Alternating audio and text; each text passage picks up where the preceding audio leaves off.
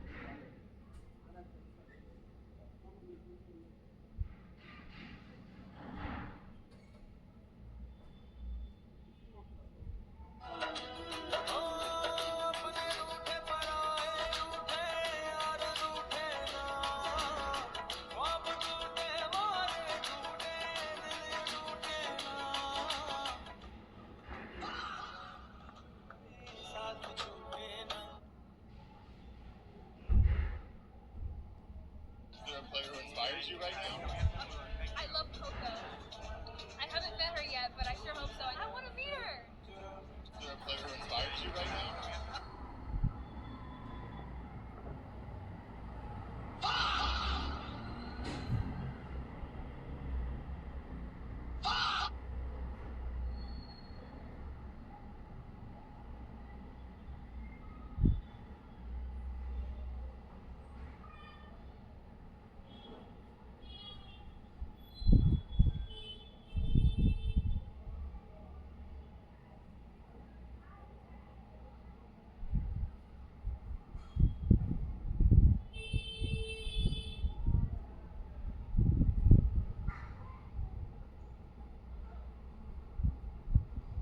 पहले पहल तुझे देखा तो दिल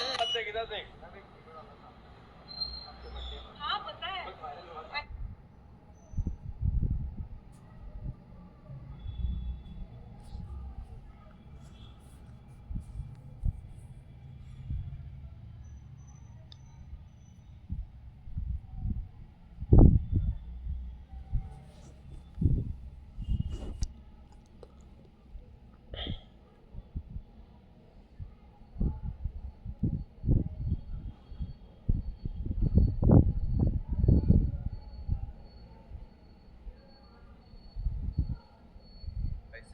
ऐसा पाकिस्तानी सऊदी अरेबिया में रहता हूँ भाई, आज तक मैंने इडली डोसा नहीं खाया और आज हमारे इडली डोसा.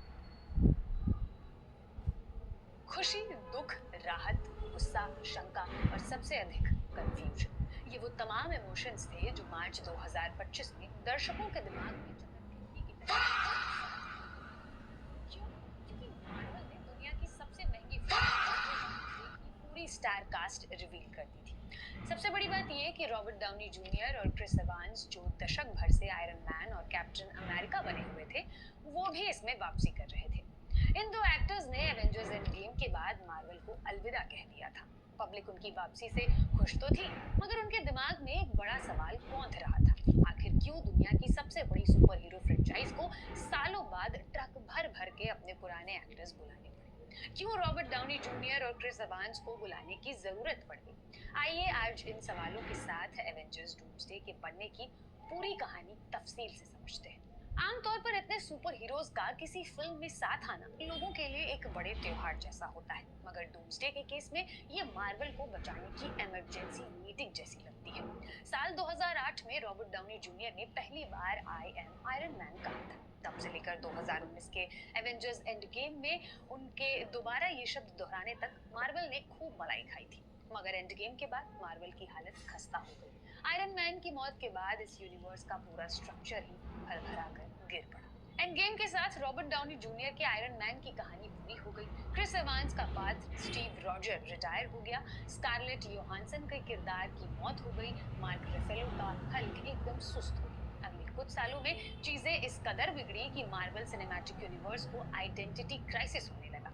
इसके जिम्मेदार खुद एमसीयू वाले ही थे। उन्होंने एक के बाद एक इतनी फिल्में, सीरीज और स्पेशल शोज निकाले कि पब्लिक में उनकी फिल्मों को लेकर उत्साह कम होता चला गया। फिल्मों को लार्जर देन लाइफ बनाने के चक्कर में मेकर्स का अपने फैन बेस से ही इमोशनल कनेक्शन टूट गया। नतीजन जो दर्शक कल तक मार्वल की फिल्मों को सिलेबस की तरह पढ़ रहे थे, आज उन्हें ये तक याद नहीं कि आगे एमसीयू की कौन सी फिल्म आने वाली है। आयरन मैन से लेकर एवेंजर्स एंड गेम के बीच मार्वल का कोर फैन बेस काफी लॉयल था, क्योंकि इन फिल्मों के साथ इसके दर्शक भी बड़े हो रहे थे। लोगों के लिए रॉबर्ट डाउनी जूनियर ही आयरन मैन थे और क्रिस एवांस ही कैप्टन अमेरिका। क्रिस हेम्सवर्थ को देख जनता यही सोचती कि यदि ऑर्डिन का बेटा लोकी का भाई और एसगार्ड का रखवाला थॉर कहीं होगा तो बिल्कुल ऐसा ही दिखता होगा। लोग सुपर हीरोज के कॉस्ट्यूम से ज्यादा उन एक्टर्स से कनेक्ट करने लगे जिन्होंने उन्हें पहना था। इसलिए जब एंड गेम में रॉबर्ट डाउनी जूनियर ने आई एम आयरन मैन कहते हुए थैनोस के सेना का सर्वनाश किया तो लोगों ने किरदार से ज्यादा उस एक्टर के लिए आंसू बहाए। एंड गेम के बाद मार्वल को लगा कि लोग नए सुपर हीरो से भी उसी तरह अटैच हो जाएंगे, लेकिन ऐसा कभी नहीं हुआ। The falcon and the winter soldier series में जब एंथनी मैकी नए कैप्टन अमेरिका के रूप में गुलाटी मारते वांडा विजन सीरीज चर्चा में आई और आकर चली भी गई। शांग-ची और मून नाइट के किरदारों को लोगों ने प्यार दिया, मगर पहले वाली बात नहीं रही। मून नाइट में ऑस्कर आइजैक का काम देख फैंस को उम्मीद थी कि वो और देखेंगे, मगर मेकर्स ने इसका दूसरा सीजन बनाया ही नहीं। हालांकि कुछ समय पहले जानकारी मिली है कि मून नाइट को मिडनाइट सन्स फिल्म में लाया जाएगा, लेकिन तब तक ये किरदार अपने प्राइम 6 साल दूसरी तरफ मार्वल ने थोक के भाव पर फिल्में, सीरीज और कैरेक्टर एक्टर फ्लोरेंस प्यू नई ब्लैक विडो बनी। हॉकाई सीरीज में केट बिशप के कैरेक्टर में तीर कमान संभाले। मिस मार्वल और शी हल्क जैसे शोज लोगों को टुकड़ों में ही पसंद आए। शी हल्क तो लोगों को बस इसलिए याद है क्योंकि उसमें डेयर डेविल ने कैमियो किया था। एटर्नल्स को एक समय पर एवेंजर्स लेवल का सिनेमा बताया जा रहा था। उसमें Richard Madden, Kumail Nanjiani, Salma Hayek, Don Lee और एंजेलिना जॉली जैसे एक्टर्स साथ आए थे, मगर फिल्म नहीं चली। लोगों से काफी बैकलैश भी मिला। थंडरबोल्ट को केवल क्रिटिक ने पसंद किया, बॉक्स ऑफिस ने नहीं। Fantastic four first steps, captain America, brave new world, the Marvel और ब्लैक पैंथर वकांडा फॉरएवर ने नए कैरेक्टर्स इंट्रोड्यूस किए, मगर ये मूवी वो असर नहीं छोड़ पाई जो एंड गेम से पहले की मूवी कर रही थी। ऐसा नहीं है कि पोस्ट एंड गेम फेज में मार्वल के लिए सब बुरा ही हुआ। स्पाइडरमैन नो वे होम में टॉम हॉलैंड वाले स्पाइडरमैन की मदद के लिए जब टोबी मैगवायर और एंड्रयू गारफील्ड आए तो थिएटर्स फट पड़े। डेडपुल एंड वुल्वरीन में रायन रेनॉल्ड्स और ह्यू जैकमैन ने फैंस की बरसों पुरानी मुराद पूरी कर दी। सबसे खास था लोकी सीरीज में टॉम हिडलस्टन का कैरेक्टर आर्क। यदि मार्वल ने इस फेज में कोई सबसे अच्छा फैसला लिया है तो वो था लोकी के 2 सीजन रिलीज करना। ये मार्वल इतिहास की सबसे बेहतरीन वेब सीरीज बनकर उभरी। गार्डियंस ऑफ द गैलेक्सी 3 को भी ठीक ठाक रिस्पॉन्स मिला, मगर इन चुनिंदा नामों को छोड़ दे तो एमसीयू को कोविड से पहले वाला माहौल नहीं मिल पाया। मार्वल को सबसे बड़ी चोट इस सीरीज ने पहुंचाई कि इस यूनिवर्स के कुछ सबसे बेहतरीन कैरेक्टर्स की फिल्में बिल्कुल चौपट हो गई। एंटमैन एंड द वास्प और थॉर लव एंड अब जब एंड गेम का युद्ध लड़ चुके इन सीनियर कैरेक्टर्स का ये हाल है तो बाकियों से उम्मीद भी क्या ही की जाए। डेयरडेविल और पनिशर जैसे कैरेक्टर्स नेटफ्लिक्स सीरीज का कल्ट फैन बेस है, मगर मार्वल ने इन्हें जहां तहां इस्तेमाल कर इनका इम्पैक्ट घटा दिया। जियो हॉटस्टार ने भी इन किरदारों को कम नुकसान नहीं पहुंचाया। उनकी कम से कम खून दिखाने की पॉलिसी ने इन दोनों कैरेक्टर्स के खूंखार एक्शन को काफी डाउनग्रेड कर दिया, वो भी तब जब डेयरडेविल और पनिशर इसके कारण ही फेमस हुए थे। कुल जमा बात यह है कि एवेंजर्स एंड गेम के बाद मार्वल भटक सा गया। इसकी कहानियां एक दूसरे से कनेक्टेड होने के बावजूद डिसकनेक्टेड लगने लगी। पहले कोई एक आध फिल्में स्किप भी कर देता, तब भी वो यूनिवर्स का सेंट्रल नैरेटिव समझ जाता था। लोगों को पता था कि थैनोस आने वाला है, इन्फिनिटी स्टोन जरूरी है। तब कहानी के केंद्र में एवेंजर्स हुआ करते थे, लेकिन अब मल्टीवर्स के नाम पर जब तब इतने कैरेक्टर्स जोड़ दिए गए हैं कि किरदार और कहानी किसी एक डायरेक्शन में आगे नहीं बढ़ती। इस पर अलग अलग टाइमलाइंस ने लोगों को कंफ्यूज कर दिया। मार्वल की सबसे बड़ी समस्या ये नहीं बल्कि कैंग था। जोनाथन मेजर्स का किरदार कैंग द कॉन्करर एमसीयू का अगला मेन विलन था। वो विलन जिसे मार्वल ने डॉक्टर डूम से भी कहीं पहले प्लान किया था। एंड गेम के बाद की फिल्में व सीरीज 2026 में एवेंजर्स द कैंग डायनेस्टी की ओर बढ़ने वाली थी।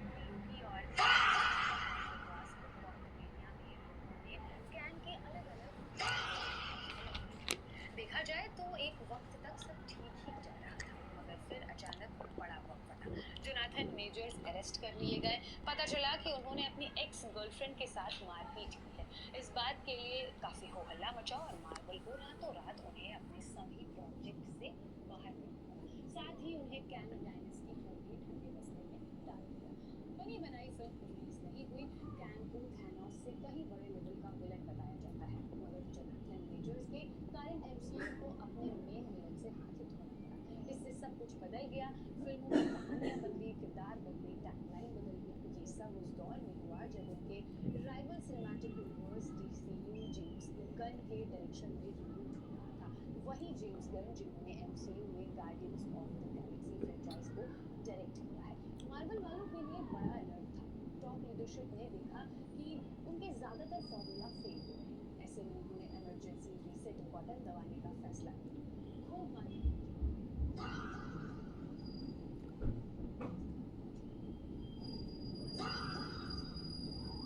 स्पाइडरमैन नो वे होम में टॉम हॉलैंड के साथ दोनों पुराने स्पाइडरमैन को लाने का वंस इन अ जनरेशन सबने देखा था। टॉप गन मैवरिक जैसी नॉन सुपर हीरो फिल्म में भी लोग ऐसा होते देख चुके हैं। मार्वल को समझ आ गया कि अगर उन्हें अपना यूनिवर्स बचाना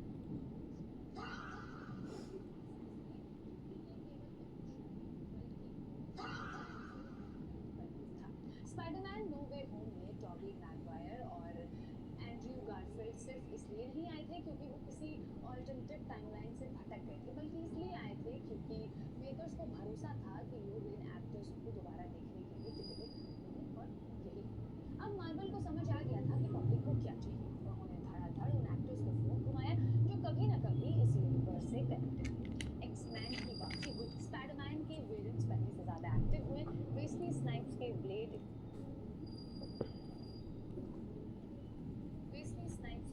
क्रिस एवांस के टॉर्च और जेनिफर गार्नेट के इलेक्ट्रा जैसे ओल्ड स्कूल कैरेक्टर्स वापस लाए गए। ऐसा नहीं है कि सभी कैरेक्टर्स डूम्सडे के लिए ही आए, कुछ इधर उधर की मूवीज के लिए भी लाए गए थे। लेकिन बड़ा सवाल ये था कि कैंग के बाद मार्वल के इस नए फेज का विलन कौन होगा। इसमें डॉक्टर डूम का नाम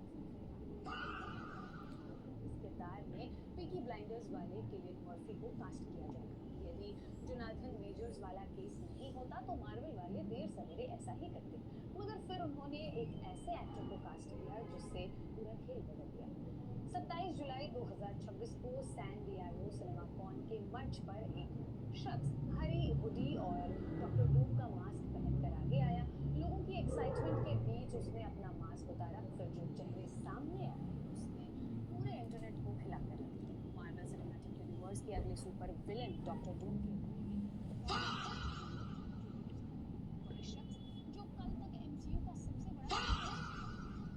सबसे बड़ा सुपर विलन बन गया। मार्वल के इस फैसले ने डूम्सडे को वो हाइप दिलाई जिसकी उसे सख्त जरूरत थी।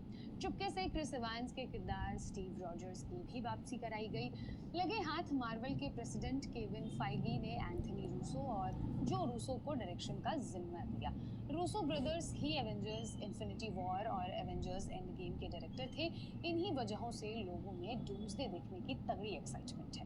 मार्वल ने माहौल ऐसा बनाया कि अब क्रिस हेम्सवर्थ और क्रिस इवांस डूम्सडे में रॉबर्ट डाउनी जूनियर से लड़ते दिखेंगे। इससे पहले ये तीनों एक्टर्स एंड गेम में थैनोस के खिलाफ एक साथ लड़ रहे थे। 18 दिसंबर को डूम्सडे सिनेमाघरों में ड्यून 3 से टकराएगी। इसमें मार्वल वालों का पलड़ा यदि भारी दिख रहा तो उसका सबसे बड़ा कारण रॉबर्ट डाउनी गुस्सा, शंका और यूनिवर्स ने पूरे इंटरनेट को हिला कर रख दिया। मार्वल सिनेमैटिक यूनिवर्स कल उसका सबसे बड़ा सुपर विलन बन गया। मार्वल के इस फैसले ने डूम्सडे को वो हाइप दिलाई जिसकी उसे सख्त जरूरत थी। चुपके से क्रिस इवांस के किरदार स्टीव रॉजर्स की भी वापसी कराई गई।